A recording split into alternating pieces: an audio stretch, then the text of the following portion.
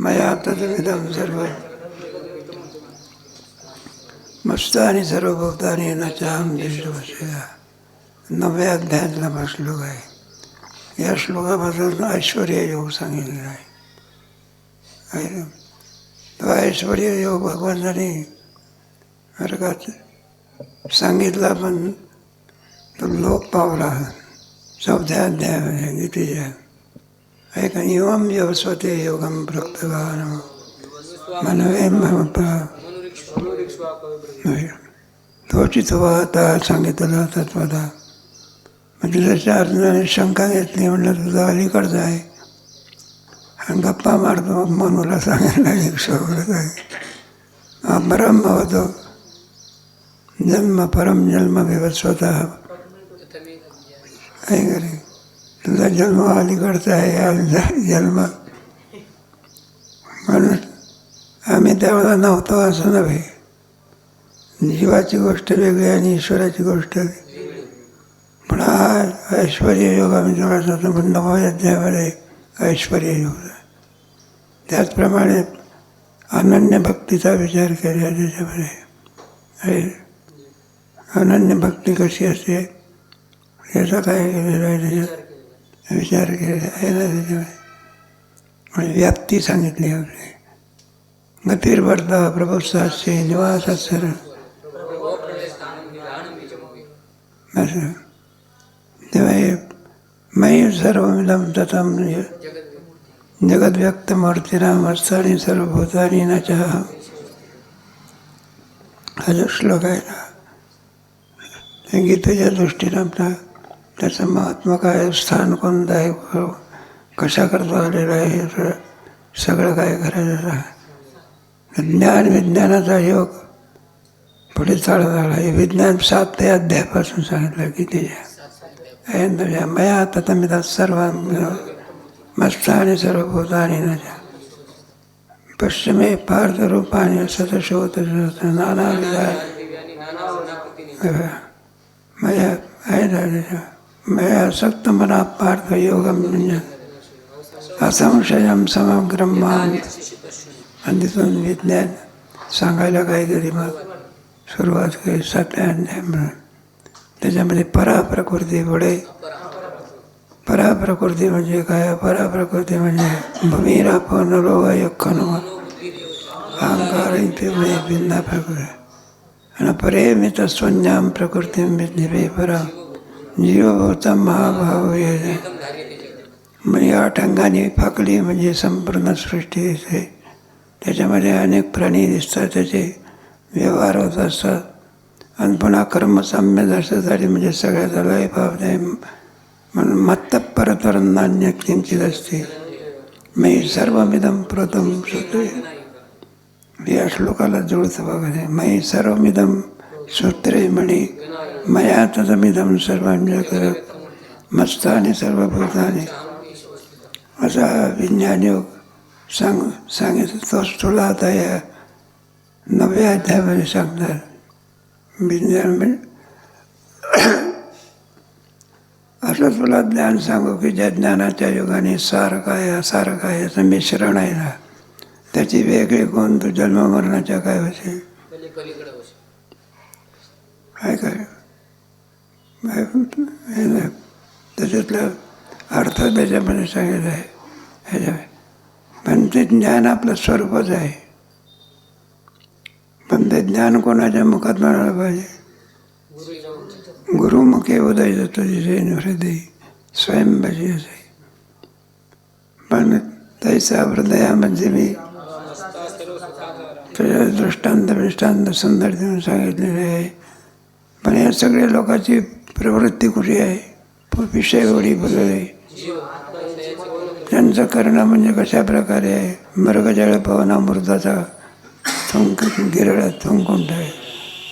तोंडामध्ये अमृत आहे, पण मृगजळ पाहिल्यानंतर अमृत टाकून देतो. त्या मृगजळाच्या पाठीमागे लागतो असे नाही का? भाऊ मृगजळ देखोनी डोळा थुंकी तोडीला परिसर सुंदर आहे त्याच्यामध्ये.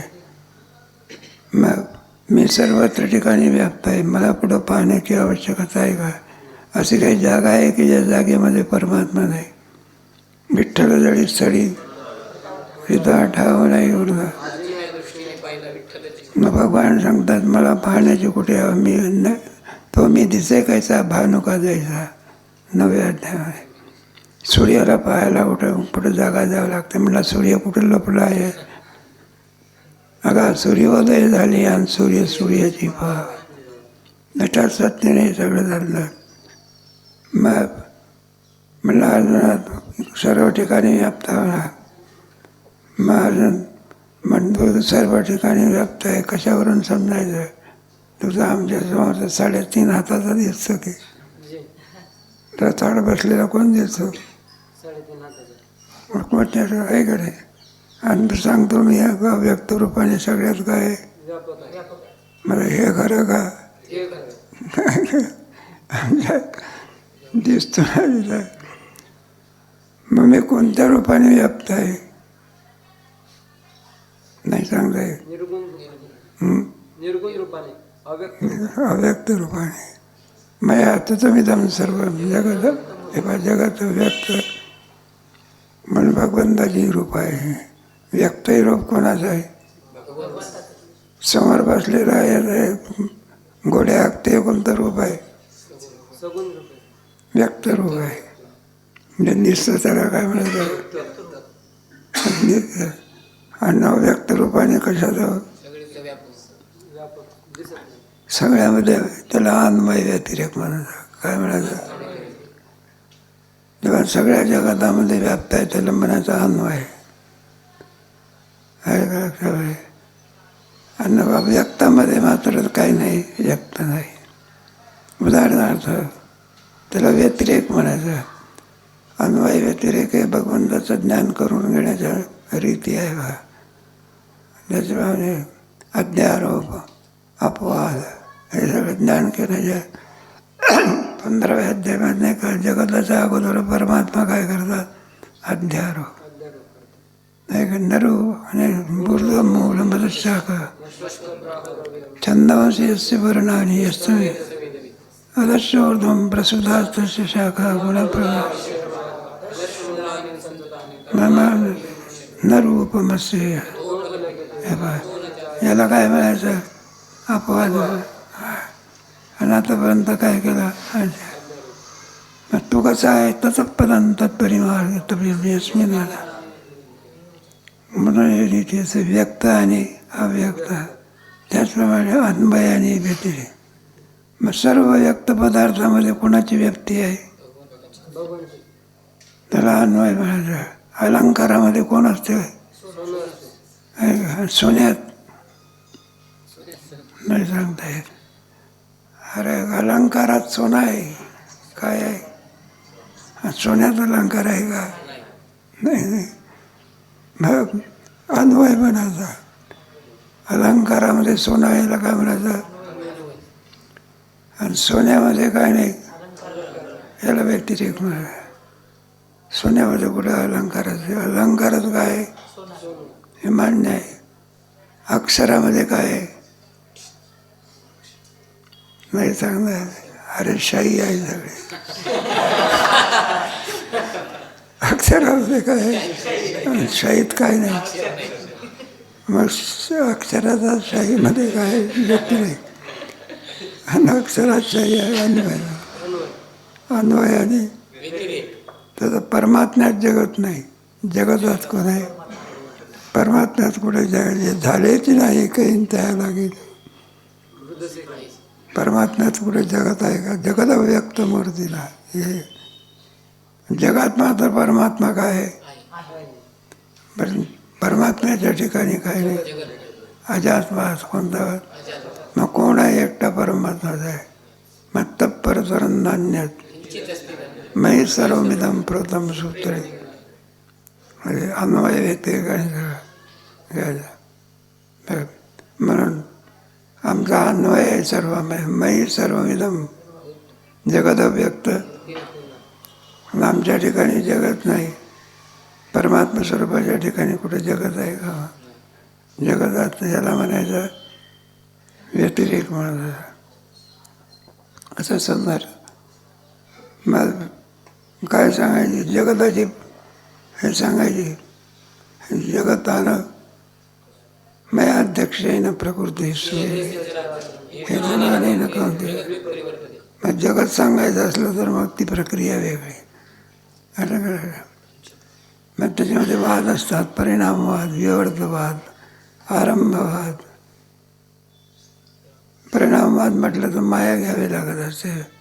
ब्रह्मस्वरूपाचा परिणाम जगत होऊ शकत, कारण असंग स्वरूपाचा ते असंग यम पुरुष आहे. असंग आहे ते, पण निर्विकार आहे. अकर्तृत्व त्याच्या ठिकाणी एकमेव अद्वितीय ब्रह्म, त्याच्याशिवाय दुसरं काही असे परमात्मा स्वरूपाचं कोणता संबंध, त्याच्यापासून जगत होईल का? मग शक्य आहे का? आहे का? दगडाला कुठं अंकुर पडत असते नाही, दिवसभर भिजत ठेवला, ते काय मटकी आहे का अंकुर फटा? दगडाचा खडा असतो, दगड पाण्यात ठेवला तरी जसा ज्या तसा, उकळत्या पाण्यात टाकला तरी बरं. एखाद्या भाताच्या दर आपल्या पोटात गेला, कुठं गेला? मग पसते होतो, जसाच्या तसाच पडते. त्याप्रमाणे ब्रह्माच्या ठिकाणी जगत उत्पन्न होऊ शकत असंग स्वरूपात आहे. एकमेव अद्वितीयम आहे का नाही? अद्वितीय सांगितलं आणि त्याच्यावर भिन्नाचं दुसरं काहीही नाही. जगत दिसते याची वाट काय? त्याची व्यावहारिकत्व, प्रातिभाषिक सत्ता. परमात्म्याची कोणती सत्ता आहे? पारमार्थिक. तिथे विना परमात्म्याशिवाय दुसरे काही. मग जगत आलं, याला जगत विचार म्हणायचा. कोणता विचार? परमात्मा विचार. दुसरा कोणता? जगत विचार, जीव विचार. सदा विचार आहे तस्मात जगत. परमात्मा द्वयानंद पूर्ण पूर्ण सुमाय स्वयमेव जगतभत्व अपराश. गोड आहे नाटक देखामध्ये, काही नाही जास्त. 20 श्लोकाचं आहे ते, सुंदर आहे ना ते. परमात्मा अद्वयानंद. परमात्मा कसा? अद्वय स्वरूपाचा, आनंद स्वरूपाचा. परमात्मा अद्वयानंद पूर्ण पूर्ण सुमाय. मग पूर्ण आहे. ओम पूर्णमद पूर्णमिदं पूर्णात् पूर्ण पूर्णस्य पूर्णमादाय. समुद्र कसा आहे? सूर्यप्रकाशाचा कसा आहे? त्याला आणावं लागत असतो का? आणि त्याची पुढे नाही तर त्याच्या प्रकाशाची बरोबरी कुठं दुसरी करते? हे काय आपलं किरकोळ आहे, नाही का नाही? माशी आणि काजवांची गाठ पडली बघा. काजवा समजते का? ते अवस्थेमध्ये असतो त्या मृग नक्षत्र आहे. आणि तसं ओढलं, रात्री ओढलं म्हणजे चमकते थोडासा. आणि दोघांची गाठ पडल्यानंतर विचारायला लागला. म्हणलं तो काजवा विचारतो माझी. म्हटलं तुम्ही दिवसा फिरता, सूर्याचा प्रकाश कसा आहे? मग ते माशाने सांगितलं आम्हाला काही कळत नाही हो. म्हणलं कसा उपाय? कोणाच माहिती? म्हणलं बा तुम्ही प्रकाशात राहतात तरी तुम्हाला कळत नाही का? म्हणलं आम्हाला कळत नाही. म्हणलं माझ्या ढुंगणाईच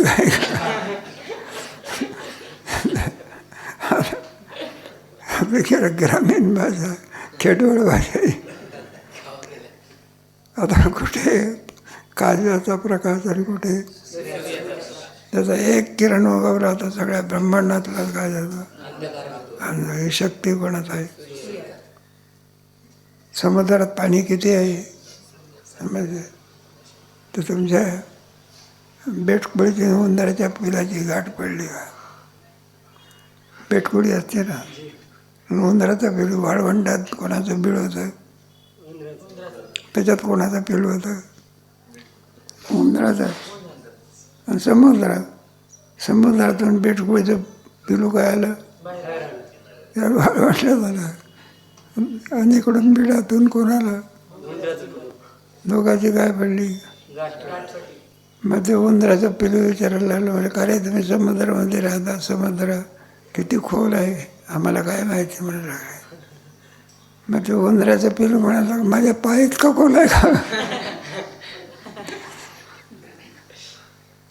म्हणलं किती लांब आहे समुद्र? तो म्हणलं आम्ही समुद्रात राहतो, पाण्यात राहतो, पण किती लांब आहे आम्हाला सांगता येत. मग ते बेटकुळीचं पिलू म्हणायला लागलं, माझ्या शेपटी इतका आहे. जीवाला परमात्मा कोण आहे काय कळणार आलं का? कुठेही परमात्मा आणि कुठेही म्हणजे तुमच्या कोणत्या अध्यायामध्ये 11व्या अध्यायामध्ये मग अर्जुनाची झांज उतरत असते ना, पिताची लोकस्य चराचर लोकत प्रतिमुप्रा तस्मात् प्रणम्य प्रणिधाय काय साधु पितयो पुत्रस्य सखेति मत्वा प्रसवं यदुक्तम्. मग पुढे त्याला कळालं, तमादिदेव पुरुष पुराण तमस्य विश्व वेदासी वेदांचे परंच धाम त्वया ततं विश्वम. मग परमात्मा केवढा आहे त्याची रप असते. विना परमात्म्याशिवाय दुसरं काही नाही. हे जगत कशामुळे बघते? कल्पनावाद म्हणतात. जगतामध्ये जी वाद आहे ना, नैयायिकाचा आरंभवाद, सांख्याचा परिणामवाद, बरं का, वेदांताचा विवर्तवाद, बुद्धांचा शून्यवाद, असे वेदांताचे अजातवाद. अजातवादाच्या पोटामध्ये हे दोन वाद आहे, दृष्टीसृष्टीवाद आणि सृष्टीदृष्टी. सृष्टीदृष्टीवाद म्हणजे पदार्थ आहे, इंद्रियाच्या द्वारा त्याचं काय होते? ज्ञान होत असते. याला सृष्टीदृष्टीवाद म्हणा. पदार्थ आहे का दिसते ना आपल्याला प्रत्यक्ष प्रमाणात, त्याला म्हणायचं सृष्टीदृष्टी. आणि इंद्रियाच्या द्वारा त्याचं काय होते? ज्ञान होत असते. त्या पदार्थाचा उत्पत्ती अस्तित्व काय केलं पाहिजे? ज्या अर्थी पदार्थ दिसतो त्या अर्थी त्याची उत्पत्ती काय केली पाहिजे? उत्पत्ती कोणापासून पाहणार? ब्रह्मापासून का? माया लावायची. काय लावायची? त्याला प्रकृती असं म्हणतात. तुमच्या 9व्या अध्यायामध्ये जगत विचारामध्ये. आणि दुसरा वाद कोणता आहे? दृष्टीसृष्टीवाद. हा अगदी अध्यात्माच्या जवळचा वाद आहे ना. विवर्तवाद जवळच्या जवळ. दृष्टीसृष्टीवाद म्हणजे काय? ज्या वेळेला आपल्याला जो पदार्थ दिसत असतो त्यावेळेलाच तो पदार्थ आहे, एरवी तो पदार्थ नाही. त्याला अज्ञात सत्ता नाही. सृष्टीदृष्टीवादामध्ये पदार्थाला अज्ञात सत्ता असते. आणि दृष्टीसृष्टीवादामध्ये ज्या वेळेला दिसतो त्यावेळेला ज्ञात सत्ता असं म्हणा. हा जवळचा आहे. अध्यात्माच्या जवळचा वाद कोणता आहे? दृष्टीसृष्टी वेदांताचा वाद आहे. ज्यावेळेला आपलं कल्पना लोप आहे, भ्रमसेन कल्पनेचा वे. कल्पना असेल तर जगत, आणि कल्पना नसेल तर सर्पाची तरी काय आहे? कल्पना असेल तर दोरीवरती सर्प आहे, आणि कल्पना नसेल तर दोरीवर सर्प आहे का? दोरी जशीच आहे. दोरीच्या ठिकाणी त्रैकालिक सर्पाचा काय आहे का? मग दिसतो कसा?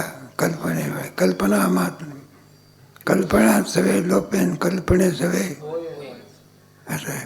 असं आहे. आणि कल्पना सांडून जर बघायला लागलं तर होतं प्रत कोण पडलं? सगळा परमात्माच आहे. याला म्हणजे जगत कसं भासते आपल्याला? कल्पनेमुळे ब्रह्माच्या ठिकाणी जगताचा भास होता. भास समजते का?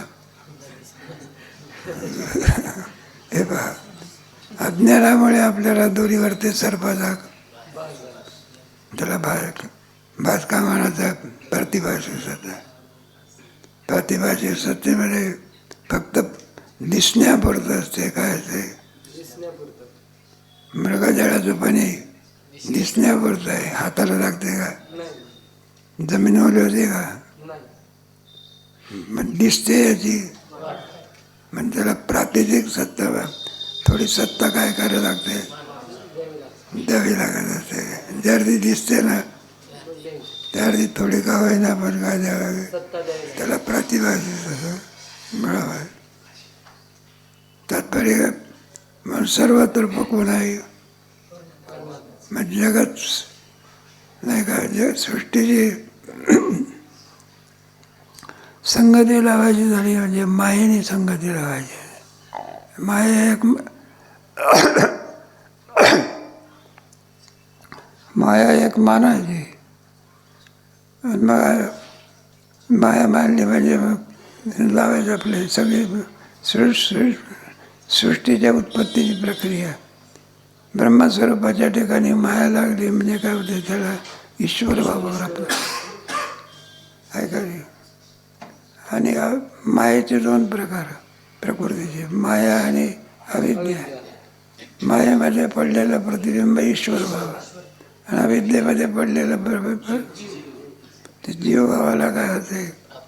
जीवाची अवच्छेदक वेगळी, ईश्वराची अवच्छेदक. माया विशिष्ट चैतन्य म्हणजे ईश्वर, अविद्या विशिष्ट चैतन्य म्हणजे जीव. याचे प्रकार होत असतात. मग जगत कारण कोण आहे? ईश्वर कारण आहे का. ब्रह्मापासून पुढे उत्पत्ती होत असते का. तो ईश्वर कसा अभिन्न निमित्त उपादान कारण ईश्वर आहे. त्याच्या ईश्वर स्वरूपामध्ये असलेली माया उपादान कारण आणि त्याच्यामध्ये असलेला आभास काय निमित्त कारण. कोणत्याही कार्याला किती कारणं लागतात? दोन कारण, निमित्त कारण, उपादान कारण. असं कुंभार कोण आहे? निमित्त कारण. आणि माती उपादान कारण. माती उपादान कारण काय आहे? तिच्याशिवाय कार्य होत नाही आणि तिचा कार्यात प्रवेश असतो. कार्याला व्यापून असते त्याला काय म्हणायचं? उपादान कारण. आणि कार्याहून भिन्न असते. कशाहून? पण कार्याशी होऊ शकत. कुंभार घटावून काय आहे? वेगळं आहे. पण कुंभाराशिवाय काय होत नाही म्हणून निमित्त कारण आहे. माती घटावून काय आहे? अभिन्न. कोणतं कारण? उपादान कारण. मातीच नसेल तर घट होईल का. म्हणलं आमच्या गावचा आचारी फार कुशल आहे, फार सुंदर पक्वान्न करतो. त्याच्या हातचे पक्वान्न म्हणजे काय पाहिजे. म्हणलं अमृत कमी पडते. सगळे जरी असले आनंद लक्षामध्ये तरी पण सुद्धा किती कुशल जरी आचारी असला तरी त्याला तो म्हणत असतो पदार्थ तयार करायचा आहे. शिरा करायचा का गुलाबजाम का काय करायचं आहे. मग तो सांगत असतो सामानाची काय देतो. हा म्हणला तुम्ही इतके हुशार आचार्य आहे आणि यादी मागता. त्याला उपादान कारण म्हणायचं. काय म्हणायचं? म्हणून माया ही त्याचं काय उपादान कारण. तुमच्या 9व्या अध्यायामध्ये ठिकठिकाणी हे तुम्हाला गेलं ना, परमात्मा द्वय आनंद पण स्वयमेव जगत होतो आहे का. परमात्मा द्वय आनंद पूर्वम मायेचा विग्रह होण्याच्या पूर्वी परमात्मा कसा होता. तो कसा आहे आनंद स्वरूप आहे. आणि पुढे मग माया उपाधी लागल्या स्वयमेव जगत भूत्वा. मग मात्र जगत भावाला काय झाला तो. आणि जीवाने स्वयमेव जगत भूत्वा प्राविशत गोड प्रकार आहे पंचदशीमध्ये. कोणता प्रकार आहे ते हा नाटक लिह. मग जीव भावाला कसा आला, जगत भावाला कसा आला. चांगल्या प्रकारे परमात्मा द्वयानंद पूर्व सद्वयांच्या दुःखीचा बंध प्रोक्ता स्वरूपेण स्थिती. हे आमच्याकडे जात आहे सगळे. मी भाऊसाहेब शिकवायचे ना पंचदशी ते श्लोकच पाठ करून घ्यायचे. आणि 10-5 श्लोकाची परीक्षा नाही, पूर्ण एकदम 2, 4, 5 साल घ्यायची परीक्षा आहे. जगत आहे नाही. भांडवल आपलं भरपूर असलं पाहिजे बरं. थोड्या भांडवलामध्ये जमत नसते. तेव्हा कसं करता सांगितलं, जगत विचार म्हणतात. जीव विचार, जगत विचार, ब्रह्म विचार. मग हे सगळे जगत कशामुळे झालं? माया दक्षिण प्रकृती स्वेत हेतुराने कौते जगत परिवर्तन आहे. म्हणून तुम्हाला केवळ माया जगत निर्माण करू शकते का? केवळ ब्रह्म करू शकते का जगाचं? मग प्रकृतीम पुरुषम जैव विज्ञानादी विकारांच गुणांच विज्ञ कार्यकारण कर्तृत्व हेतू पुरुषाचं सुख दुःखानाम भोक्तृत्व. पण जगत विचारामध्ये माया काय करावं लागते? मानावीच लागेल. बिना मायेशिवाय आपण तुम्ही दृष्टांत वगैरे भीक मागणारा पोरका का रे भीक का मागतो? काय तुला काय घर बीर आहे का नाही? कुठली आलं म्हणलं गरीबाला घर? काहीतरी शेतीवाडी वगैरे कुठली आलं म्हणलं कोणाला शेतीवाडी? काही बहीण भाऊ कुठे आलं म्हणलं गरीबाला बहीण? एकटाच नारे असं. बहिणी नसते भाऊ नसतो. सगळी इस्टेट कोणाची?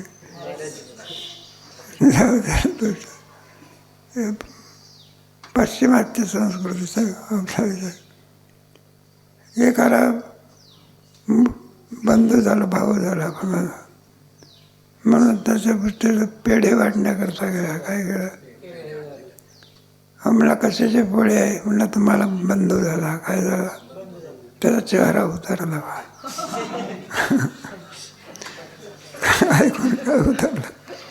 आता आनंद व्हायला पाहिजे. काय व्हायला पाहिजे? तो चेहरा काय झाला? मग त्याला विचारला, म्हणलं चेहरा उतरण्याचं काय कारण आहे? म्हणलं आतापर्यंत आमची एकटाच 50 कोटी रुपयाची काय होती इस्टेट होती, एकटाच असले म्हणे. आता भाऊ झाले म्हणे 25 कोटी. हे कोणती संस्कृती आहे? आता भारतीय संस्कृती. उलट आनंद होता. जितकी भाऊ असते तितके काय हे. आता हिंदूची संख्या कमी व्हायला नाही का? पेरलेलं उगत नाही, नाही पेरले ते वाढले. दृष्टांत संपला. तेव्हा एक कशा करता सांगितलं? जगत विचाराचा चालला आहे. वेळा परम या संपूर्ण कोणीतरी स्थिर तत्व असलं नाही का? जय जय व शुद्ध उदारे प्रयते विषय वेळे मिटे अस्थिर जगतामध्ये कोणी ना कोणते स्थिर तत्व, त्यालाच ब्रह्म मानतात. जे सळे ना आहे का? आहे काय? त्याला स्वयंव्यक्तित्व म्हणतात नाही का? सिद्ध असं म्हणत असतात. जय जय हो आणि स्वयं व्हायचे. स्वगत सजाती अभिजाती अभेदरित देश काल परिच्छेद शून्य सद्रूप चिद्रूप आनंदरूप असंग असं असलेलं जे तत्व असते त्याला ब्रह्म असं म्हणत असतात. आणि त्या ब्रह्माची संपूर्ण याच्या जगतामध्ये काय आहे? कोणत्या रूपाने? मयी सर्वमिदं सर्वं जगत अव्यक्त मूर्तीला. आणि मग काय नाही? मयी सर्वमिदं जगत मस्तानी सर्व. माझ्या ठिकाणी काय आहे? हे मस्तानी सर्व भूतानी न चाहम. त्या भूतामध्ये काय आहे? मी आहे. पण माझ्या ठिकाणी काय नाही. मी कसं आहे? अन्वयाने व्यतिरिक्त माझा. पण परमात्मा स्वरूपाच्या ठिकाणी भूतामध्ये मात्र कोण आहे? सोन्यामध्ये काय नाही, अलंकार नाही. अलंकारात काय? शाहीमध्ये कुठं आणखी अक्षर असते का? मग अक्षरात काय असते? आहे काय? मातीत कुठं घटा असते का? घटामध्ये काय असते? त्याप्रमाणे सर्व जगतामध्ये कोण व्यापून आहे? मी सर्वमिदं जगत अव्यक्त. पण काय ना, पण माझ्या ठिकाणी काय नाही. अन्वयाने आवाजिया विस्तारलेपणाचे नावे जैसे परिणामवादाचा दृष्टांत आहे. दुधाचं काय होत असते, पण दह्याचं पुन्हा काय होत नाही, कमी पडतं पुन्हा का. दुसरा दृष्टांत कोणता, का बीजाची झाले तर तैसा म्हणजे कथा विस्तार. बीजापासून काय होत असते, वृक्ष. तिथे पहिल्या दृष्टांतातली उणीव कोणती आहे, एकदा दही झाला म्हणजे दुग्ध भावाला काय होत नाही. एकदा बीजाचा काय झाला तरी पण सुद्धा वृक्षापासून काय होते, अरे का. पण मध्यंतरी कुठे आहे, बाहेर दृष्टांत कमीच पडलं. भांगाराची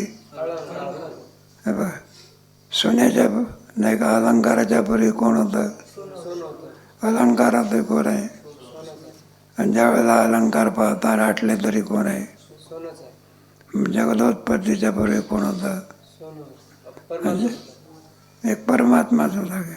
जगात आधी कोण आहे, आहे का रे. आणि जगत जरी नष्ट झालं तरी परमात्माचं सजा. भांगाराची अलंकार हो, सोन्याचं दृष्टांत काय होतं. पुढचा श्लोक आहे, न चमस्थानी भूतानी पश्चिमे व्रतभन्याच्या भूत असतो ममात्मा. आहे का.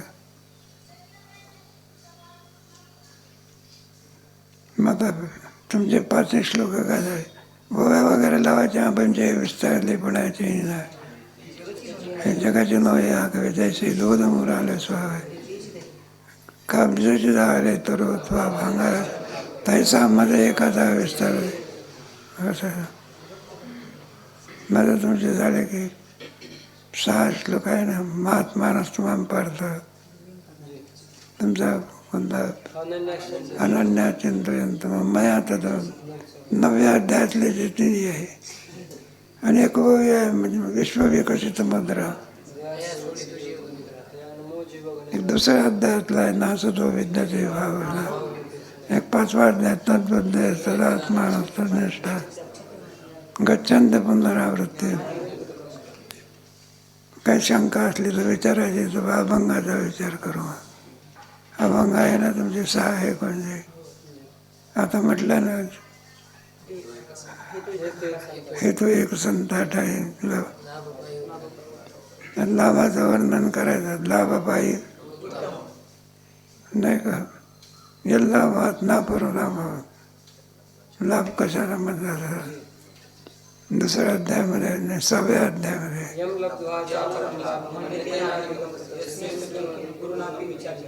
दुःखी यस्मेच ते सोनं दुःखी ना त्याला म्हणजे मोक्ष. लाभाचा अर्थ काय, बाकीचे सगळे लाभ आहे, पण खरा लाभ कोणाला म्हणतात, नाही खरा लाभ का. बाकीचे लाभ का तुका म्हणे आता लाभ नाही म्हणता. लाभ शब्दाची व्याख्या झाली. ज्याच्या पलीकडे आता लाभ काय झाले, संपले. एका राजाची गोष्ट सांगितली त्यांचं मला नाही का. हे तो एक संदाट आहे, ज्याच्या दर्शनामध्ये, ज्याच्या स्पर्शनामध्ये, ज्याच्या उपनिषदामध्ये लाभ प्राप्त होतात. नुसतं संतांच्या दर्शनात सुद्धा काय, स्मरणात सुद्धा काय म्हणतो, जयाचे केली या स्मरण. तुमचे सगळे लाभ त्याच्यामध्ये स्मरणात आहे. अजून दर्शन नाही, काय नाही. नुसतं स्मरण केलं तरी काय. दर्शनात त्याची गोष्ट सांगितलेली. बरं का. एकदा नारदाने विचारलं, म्हणलं देवा काय सांगा, संताचा महिमा सांगा वगैरे सांगितलं. मग भगवंताने सांगितलं, म्हणलं जा एका डबक्यामध्ये एक किडा आहे, त्या किड्याला जाऊन काय कर. म्हणलं हे काय उत्तर देण्याची प्रक्रिया. मी विचारतो संताचा दर्शन सांगा आणि तुम्ही सांगता डबक्यातल्या किड्याकडे जा. आता सांगणारे कोण आहे?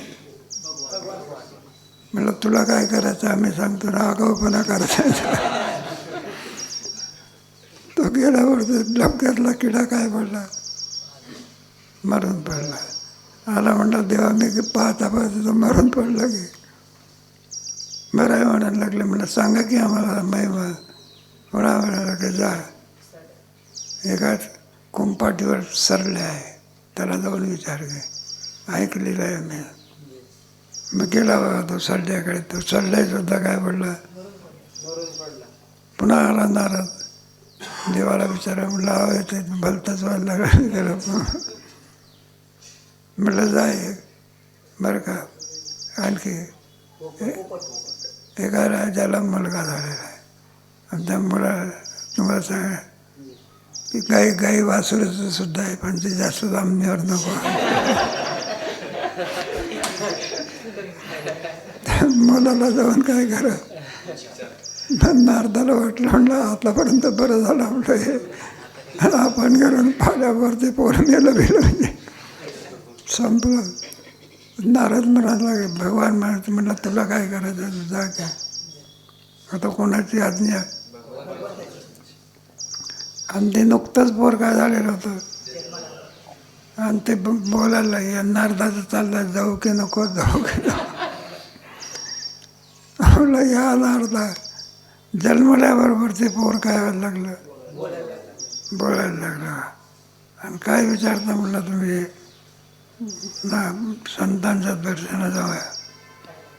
म्हणलं तुम्हाला कोणीच पाठवलं. म्हणलं भगवंताने. मला मी महिमा सांगेल पण कोणाला आणा.